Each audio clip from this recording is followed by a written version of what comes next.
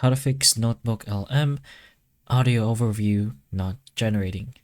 So if your audio overview is maybe having a hard time generating, well, there's a few basic things you could do, like refreshing the page or even logging out and logging back in, and making sure you're using a supported browser, maybe Chrome, and check that your sources, like your document files, are properly loaded. So there's no circle loading thing here.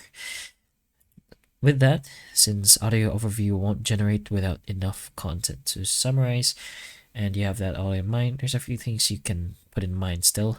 So you can try shortening very large documents or removing the problematic files, as overly long or unsupported formats can cause the generation to fail or get stuck. And if the issue does persist, you can check your internet connection and disable browser extensions, especially ad blockers if you have those. And you can try creating a new notebook and re-uploading your sources. You could switch to another browser or device to rule out compatibility issues. And in some cases, the feature may be temporarily unavailable due to server limits. A lot can be using it at the same time and could really just slow this down. If that is the case, you could try doing a short length to see if that's the reason why it's happening. And if it does work, then that is probably just server lag.